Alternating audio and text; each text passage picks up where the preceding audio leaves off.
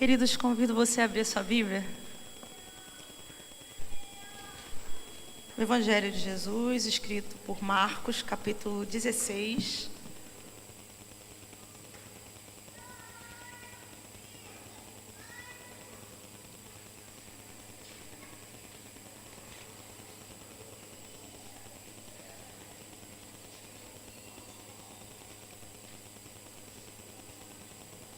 O verso 3. Evangelho de Jesus, segundo escreveu São Marcos, capítulo 16, verso 3. Está escrito assim: E perguntavam-se umas às outras: quem removerá a pedra para nós da entrada do sepulcro? É uma imensa alegria estar aqui. Primeira vez que aqui estou. Estou muito honrada, muito alegre. É um imenso prazer. Eu quero agradecer aos pastores, todos os pastores desta casa. Eu agradeço a confiança por me permitir falar à igreja. Muito obrigada. A querida que entrou em contato conosco, falou com meu esposo, sempre com carinho, uma paciência enorme conosco. Deus abençoe cada dia mais. A toda a igreja, Deus em Cristo Jesus a abençoe poderosamente. Eu quero trazer uma palavra. Eu orei ao Senhor e o Senhor me trouxe esta palavra e eu quero dividir com a igreja. Eu não vou demorar, serei bem breve e não tenho pretensão em gastar todo o assunto, queridos, mas esta palavra ardeu no meu coração e eu não posso deixar de falar. É sabido que Jesus Cristo nunca foi um homem segundo a cultura dos homens da terra. Ele sempre seguiu a cultura do céu. Sempre foi diferente de todos os outros mestres daquele tempo nos seus dias. O Dr. Lucas nos apresenta no capítulo 8, eu quero ler com vocês, no capítulo 8, verso 3, algo interessantíssimo que retrata uma característica do ministério de Jesus. Os versos 2 e 3, que está escrito assim: Também algumas mulheres que haviam sido curadas de espíritos malignos e doenças seguiam a Jesus. Maria, chamada Madalena, de quem havia saído 7 demônios, Joana, mulher de Cusa, administrador da casa de Herodes, Susana e muitas outras. Estas mulheres ajudavam a sustentá-los com os seus bens. Para um bom conhecedor dos tempos e do contexto social de Jesus, é compreensível que ter mulheres seguindo mestres, rabinos, era algo um tanto quanto peculiar. Para alguns mestres gregos, essa realidade era uma realidade até aceitável.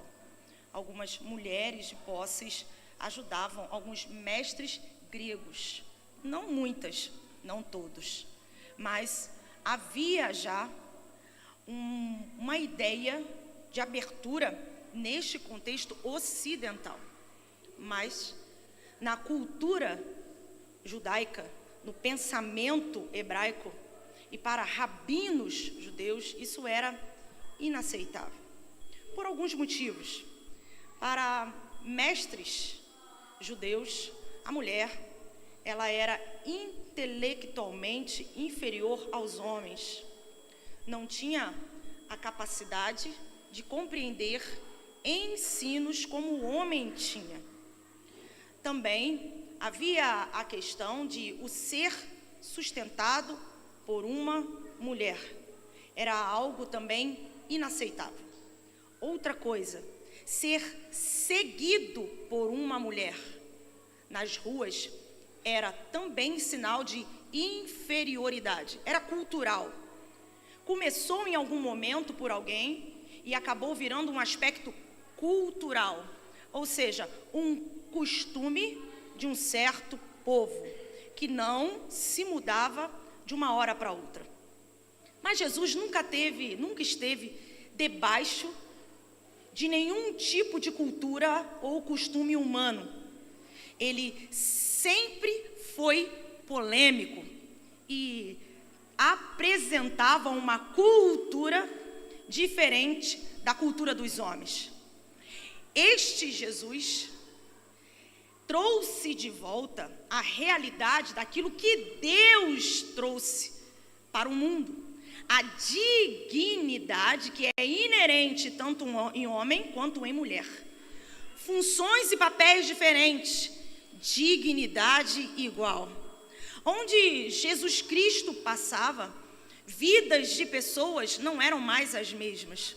Sempre houve mudança na vida daqueles que se achegavam até a Cristo. E é interessante que independe de classes. E cada um dos evangelistas cita algumas mulheres em especial. Uma se repete, é a mais citada, Maria de Magdala, Maria Madalena. Esta é a mais citada de todas. Mas há outras que nem sequer têm seu nome citado. Há outras que são citadas de forma diferente. Algumas há uma projeção de se entender que podem ser as mesmas. E há outras que são citadas, mas os nomes não aparecem.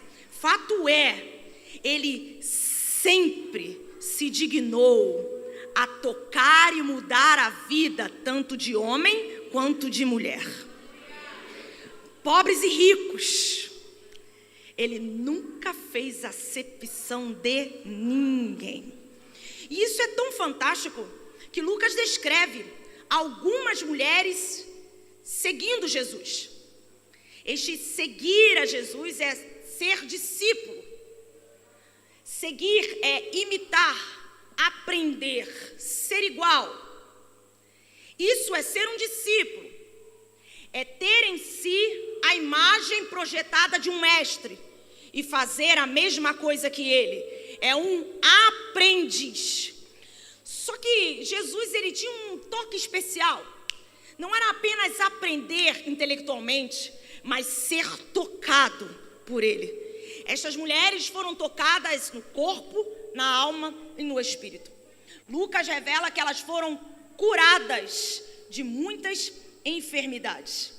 Nós não sabemos exatamente quais são essas enfermidades, mas uma coisa é certa, não foram coisas simples, porque a Bíblia ela revela algo interessante.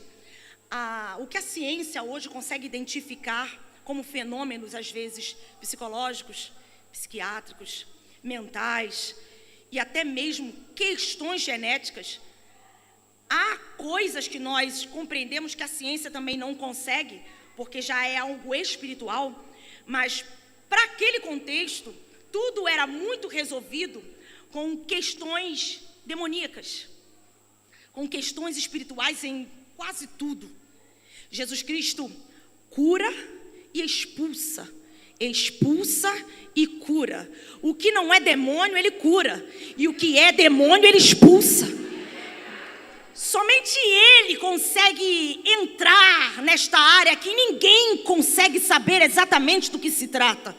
Tanto que Lucas faz questão de dizer que é de Maria Madalena que são expulsos 7 demônios.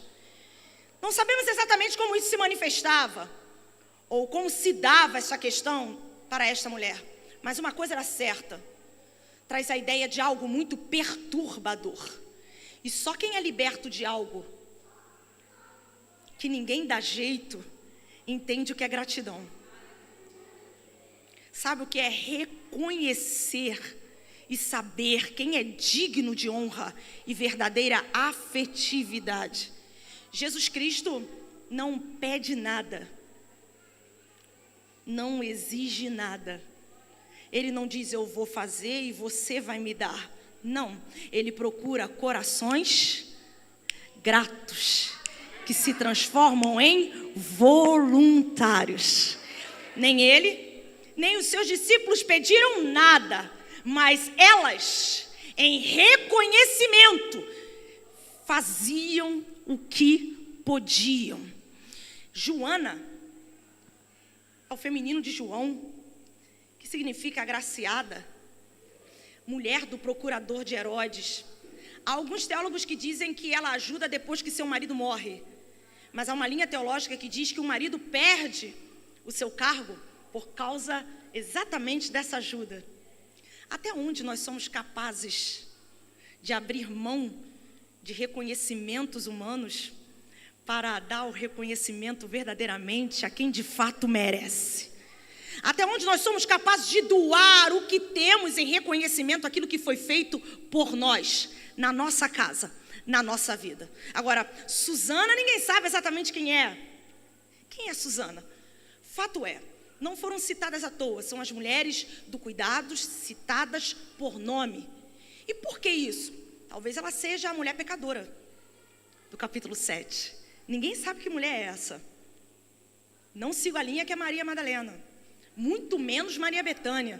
Há uma linha teológica que diz que é Maria Betânia, de Betânia.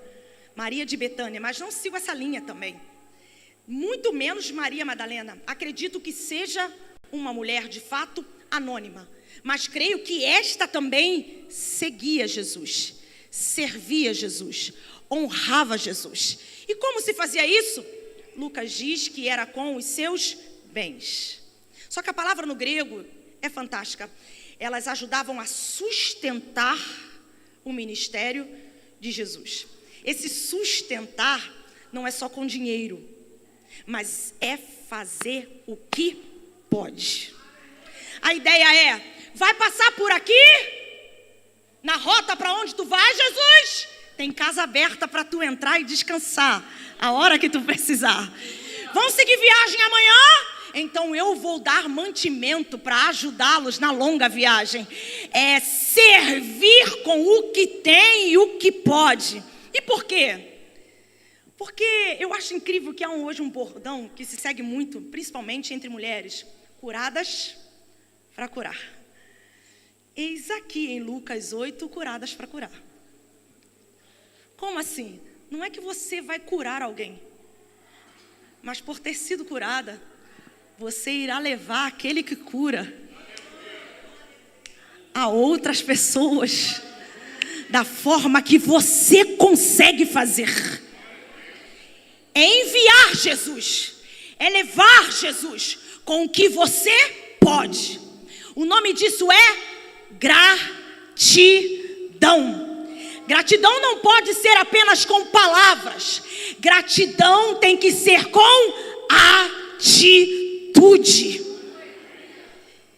E é incrível como agora a gente entra em Marcos, citando algumas destas mulheres. E ele cita algumas que Lucas não cita. E entra em algo fantástico.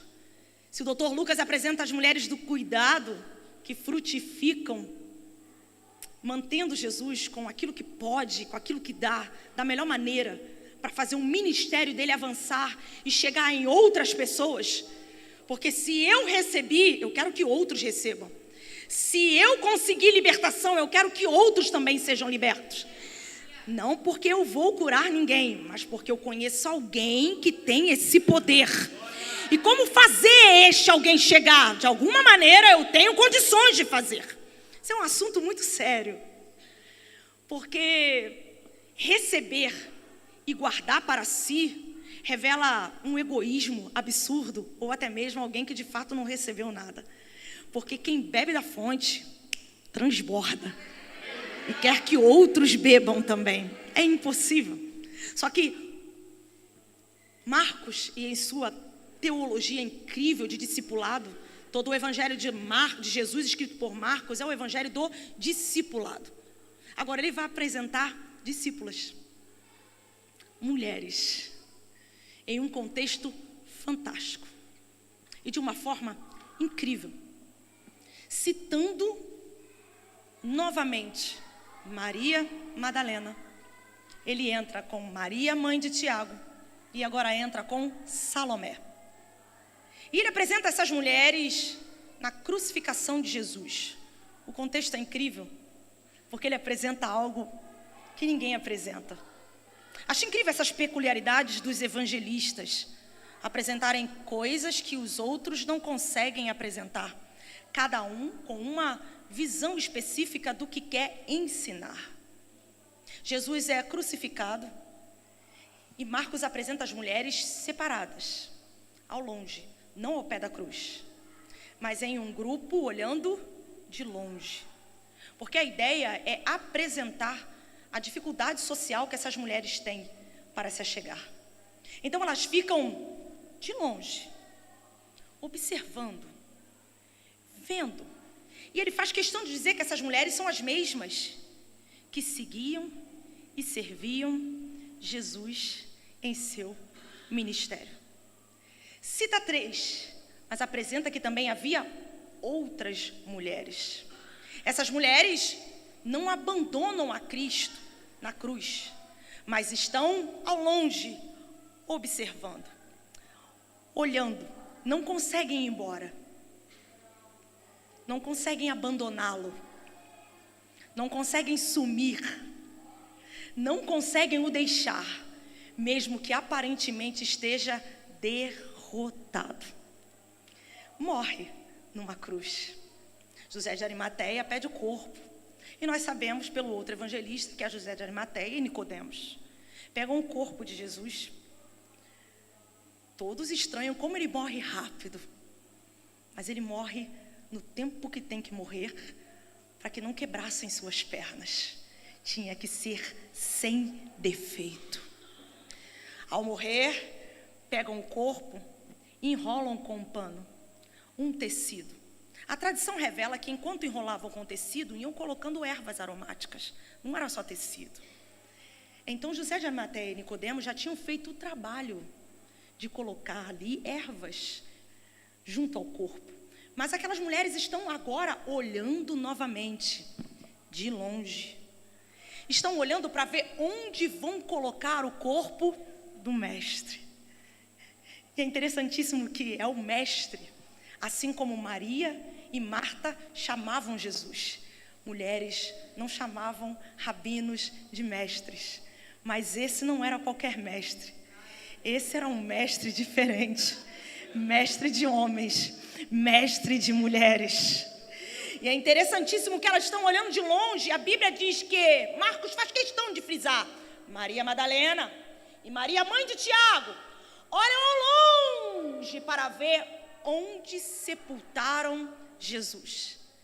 Só que José de Arimateia coloca Jesus em um sepulcro feito numa rocha e rola uma pedra.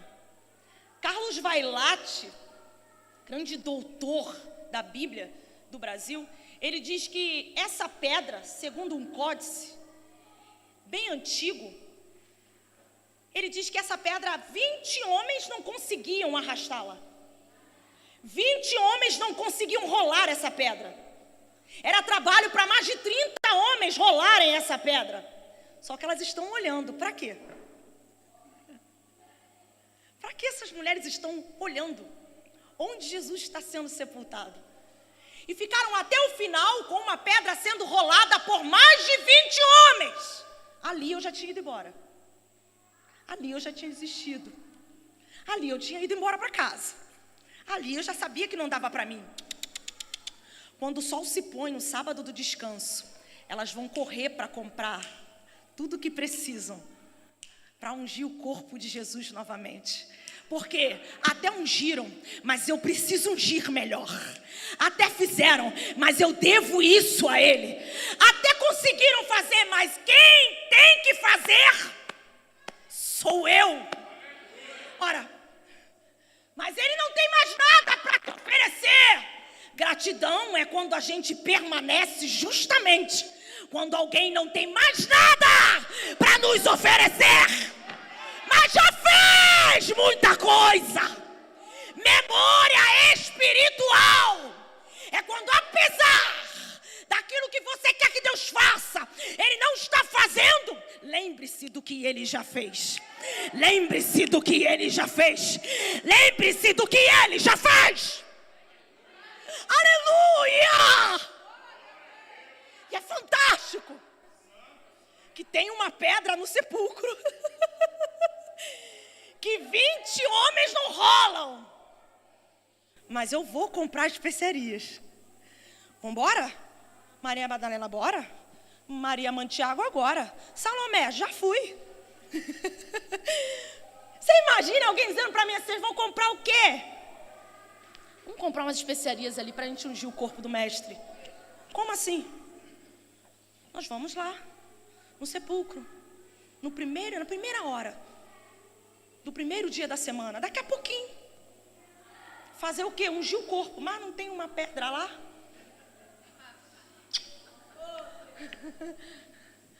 E é fantástico, irmãos, que o Senhor veio falando comigo essa semana inteira. É a teologia marcana que apresenta isso, nenhum outro apresenta. Jesus morreu, foi sepultado, tem uma pedra de toneladas colocada no túmulo, e tem 3 mulheres gastando dinheiro para poder ungir o corpo, e marcando o encontro no primeiro dia, na primeira hora da semana, de madrugadinha, ainda escuro, vamos embora. Só que é interessante que a pergunta vem. Nos reunimos aqui, o túmulo é ali. E aí, vamos embora? Vamos. Quem vai tirar a pedra? Quem vai tirar a pedra? Mas não para de ir. Quem vai tirar a pedra? Mas não para de ir. Ué, mas quem vai tirar a pedra? A gente não consegue, mas não para de andar. É fantástico. Carlos Drummond de Andrade escreveu um poema que a primeira estrofe é assim: no meio do caminho tinha uma pedra. Tinha uma pedra no meio do caminho. No meio do caminho tinha uma pedra. Enjoado. Mas eu achei interessante, quiçá ele não escreveu baseado nisso aqui. Geralmente, se tem uma pedra e eu não posso removê-la, é um obstáculo para eu nem ir. Que dirá gastar dinheiro. Mas gastei dinheiro, tenho um propósito, e mesmo sem saber como a pedra vai sair, eu estou indo. Enquanto eu caminho, eu vou pensando, tem uma pedra no caminho tem uma pedra no caminho, mas atrás da pedra tem o amor da minha vida, mas atrás daquela pedra tem quem é a razão do meu viver, mas atrás daquela pedra tem quem me salvou, atrás da pedra tem quem me trouxe saúde. O amor é capaz de proezas. Você já se viu viver numa situação que você não tem como resolver, mas que você não consegue deixar de fazer, mesmo sem entender como você vai fazer? Bem-vindo ao cristianismo. Bem-vindo ao que é fé. Bem-vindo ao que é conversão. Não é uma pedra que para quem ama. Há um paralelo aqui incrível. Por isso ele coloca, e elas iam perguntando umas às outras: quem tirará a pedra? Quem tirará a pedra para nós? Quem tirará a pedra? É interessante que no episódio de Lázaro, Jesus diz assim: tira a pedra. Tira a pedra. Por quê? Porque eu sei que vocês conseguem tirar essa pedra. Então tira a pedra. Essa pedra eu não removo. Quem tem que remover são vocês. Por quê? Porque tem gente aqui que consegue tirar. Agora, e essa daí? Essa daí não. Essa daí é diferente. Entenda bem uma coisa. Jesus não precisou de pedra ser rolada para ele sair do túmulo. Seu corpo era glorificado.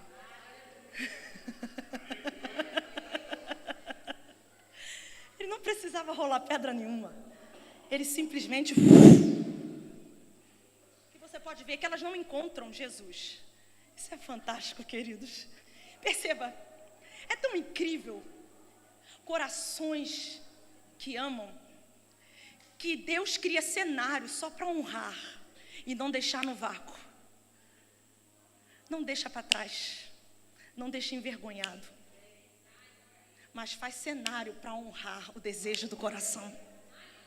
Deus não deixa os seus filhos sem uma resposta, de forma nenhuma. O paralelo é incrível. Enquanto elas caminham perguntando quem vai tirar a pedra já estava sendo removida. Porque essa pedra quem remove é o próprio Deus, não somos nós. Perceba, Marcos faz questão de dizer, porque a pedra era grande. Então vamos lá. Quem fez a pedra não é capaz de removê-la? Quem criou o universo não é capaz de remover pedra? Quem criou os céus e a terra não é capaz de remover pedra? Quem abriu o mar vermelho não é capaz de remover pedra? Quem abriu o rio Jordão não é capaz de remover pedra? Quem criou o ser humano não é capaz de remover pedra? Quem ressuscitou o Cristo não é capaz de remover pedra? Qual é a pedra que te paralisa? Toma o seu tempo, enche a tua cabeça e você diz, é grande! Enquanto tu pensa na pedra grande que não pode ser removida, o próprio Deus já está removendo a pedra. Para quê? Não para ele sair, mas para você olhar dentro. Quando elas chegam e vê que não tem pedra, imagine o grande susto. E quando elas chegam e entram e olham, quem está sentado? É um anjo. E o anjo diz, o que vocês estão procurando aqui? Ele não está aqui não. Já ressuscitou. Isso é fruto. Isso é fruto. O verdadeiro fruto não vem de forçações de barra, vem de um coração que ama. Deus sabe quem se move por legitimidade de amor e não por falsidade hipócrita. Para estes, Ele mesmo se revela. E ainda faz algo fantástico, queridos. São as primeiras a testemunharem a ressurreição de Cristo. Que presentão! E se você reconhece que não pode viver sem Ele, até mesmo, queridos, um problema teológico Ele perdoa. Por quê? Porque se elas foram lá, é porque elas não foram procurar sepulcro vazio. E isso era um grave erro de fé. Por quê? Porque deveriam lembrar que Ele disse que ressuscitaria. Só que Ele entende a imaturidade da fé. Oh, aleluia!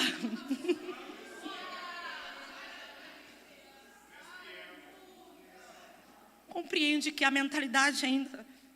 Porque não é algo fácil. Você pode ver que eu não vou discorrer do resto, que a gente já vai terminar. Mas quando a ordem é dada, vá contar, é ruim, hein? Elas, com medo, sentem medo. Como que a gente vai falar um negócio desse que não dá para acreditar? Não tem como. E elas se escondem. Só que Jesus vem e aparece para Maria Madalena. Levanta, vá contar para os discípulos, para os meus apóstolos, que eu estou vivo. Ora, não é isso que Jesus diz sobre a mulher pecadora? Só quem foi muito perdoado ama muito. Sabe por que o nosso amor por Jesus é pequeno? Porque a gente não faz ideia, aleluia, do que Ele fez por nós. Se a gente fizesse ideia do que Ele fez por nós, ninguém nos parava. As dores que nos causam seriam combustível para continuar. Eu não te deixo, Jesus. Eu não te largo, Jesus. Pedras no caminho não são capazes de fazer quem ama parar. Eu estava em uma crise quando o Senhor falou isso para mim. Senhor, que tanto problema é esse? É interessante que Jesus falou, e aí? Vai superar ou vai parar? Vai pular ou vai desistir? Vai jogar a toalha ou vai usar isso para chegar mais perto de mim? Para aqueles que não desistem de Cristo, Ele tem sempre uma surpresa. Creia nisso. Saiba disso. Confie nisso. 9h30, vamos parar.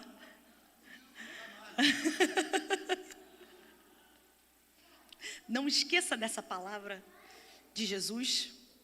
Não deixe Jesus. Não interessa o obstáculo. Não importa o tamanho da pedra. E nem o que pensam sobre você. Mulheres não têm força de testemunho válido. E para quem Jesus aparece primeiro?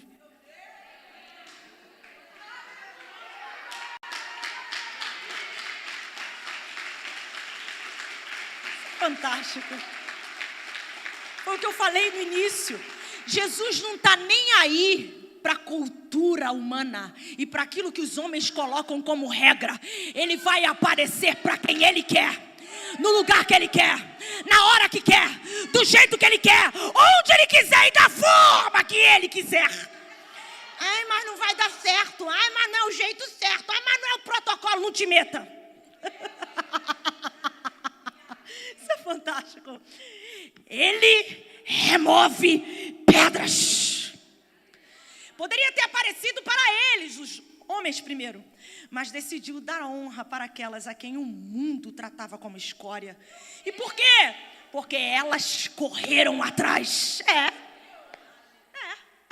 Correram atrás, foram atrás, tentaram. Irmãos, eu acho a coisa mais incrível. Isso é coisa de mulher. A mulher é meio assim, né? Você vai fazer isso como? Não sei, só sei que eu estou indo. Mas como eu não sei, eu só sei que eu vou. Creia. Para todas as coisas que você não desiste, Deus está te ajudando. Deus vai na sua frente. Deus removerá a pedra para quem é corajoso.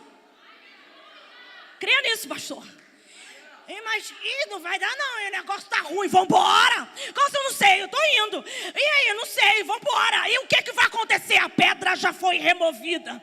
A muralha já foi destruída. A dificuldade já foi jogada no chão.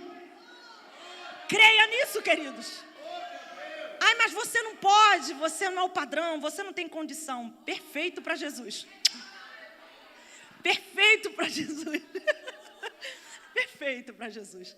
Em que paralelo você está? Foi assim que o Senhor falou comigo. Há um paralelo, Esther. Enquanto tu se preocupa com a pedra, eu já estou tirando ela há muito tempo. Enquanto tu não dorme por causa da pedra, a pedra já foi removida. E é para quê? Eu não preciso de pedra removida, mas você precisa. Então eu vou remover por causa de você. Da tua fé. Por vezes alguém maltrata a gente, não é? Você não recebeu isso porque você não tem fé. Não se mete. O Senhor sabe quem precisa de uma dose de sinal. Uma dose de prova. É muito difícil você julgar as pessoas. Tem servos que já estão em uma maturidade, que já podem caminhar-se em algumas coisas. Mas há outros que ele precisa voltar e dizer, e aí? Esqueceu do que eu falei? Pode vir ver se eu estou aqui. Vai, olha aí, tem um anjo para mostrar para vocês que eu já ressuscitei faz tempo. Perceba que para elas, Jesus fez questão de aparecer, mas foi só para Maria Madalena. Para ela, Jesus fez questão de remover a pedra e ela vê que ele não estava. Mas foi para Maria Madalena que ele aparece e diz, vai lá falar para mim, por favor. Porque as outras ainda não têm tanta estrutura, mas você eu sei que consegue. Levanta, vai. E ela se torna a primeira testemunha a anunciar o Jesus Cristo ressurreto. E aí? Quem somos nós? Quem nós somos? Vou recitar de novo Carlos Drummond de Andrade. No meio do caminho tinha uma pedra. Tinha uma pedra no meio do caminho. No meio do caminho tinha uma pedra. Mas eu quero saber quem parou e quem continuou. Para quem parou, não tem pedra removida. Mas para quem continua, tem pedra, tem anjo, tem ressurreição e tem testemunho. Deus te abençoe. Deus te guarde.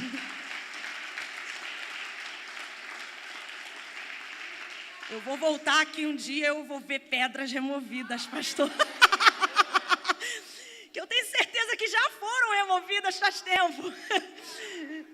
E eu sei, queridos, que faz parte do testemunho. Pense na pedra, pode pensar, só não pare, entendeu? Porque aí você vai contar, eu pensei tanto na pedra. E quando chegou na hora da pedra, ela já nem existia. E então você edificará outras pessoas que vivem pensando em pedras grandes. Tem alguém que criou a pedra e é maior que a pedra. Guarde essa palavra no seu coração. Aprenda com as mulheres do cuidado, Lucas 8, e as mulheres da ressurreição. Há também nos outros evangelistas, mas eu gosto de Marcos.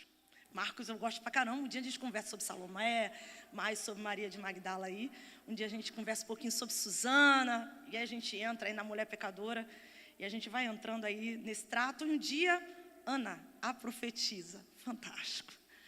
Mulheres gratas são capazes de tocar o coração de Deus a ponto dele remover pedra que ele nem precisa remover. Repito, não é para Jesus ressuscitar, é para você entrar para ver, para te lembrar do que ele falou. Guarde no seu coração essa palavra. Não esqueça disso. Você pode ser usado para curar alguém. Não curada para curar, eu curar. Não esqueça disso. Mas levar quem cura a outras pessoas com o que você pode fazer. Tu pode. Alguma coisa tu pode. Lavar um chão, ajeitar uma cadeira, ligar um som, uma luz, bater um bolinho, abrir a porta da casa, chegar na frente, fechar a igreja, ajudar a fazer algum... Todo mundo pode fazer o Jesus que cura e que nos curou, alcançar quem ainda precisa ser curado. Não será esquecido. Não será esquecido. Saiba disso. E aqueles, mulheres e homens, que não desistem, mas lembram-se em afetividade e gratidão por aquilo que foi feito em suas vidas. Isso é gratidão. É continuar a despeito das pedras no caminho. Nem precisaram usar o que levaram. Eu vou parar aqui. Shirley Carvalhais, quem alguém conhece aí? Tinha um hino que ela cantava, vou cantar a capela rapidinho. Que ela cantava aí em 1900 já vai bolinha. Que ela cantava assim: aterrorizadas ficaram ao pensar que alguém o corpo do mestre roubou. Mas o anjo que ali estava para elas assim falou: ele não está aqui, ele já ressuscitou. Ele não está aqui, ele já ressuscitou. Guarda essa palavra no seu coração. O seu mestre vive. Ele vive. Se tivesse morto, a pedra estava lá. Mas como ele vive, pedra removida. Pedra removida. E você sairá daqui crendo que pedras ainda são removidas. Em nome de Jesus. Guarda essa palavra. Obrigado por me ouvir. Senão eu não vou parar. 9h40. Senão eu não vou parar. Deus te abençoe, Deus te guarde, Deus te ilumine. Eu agradeço a oportunidade em nome de Jesus.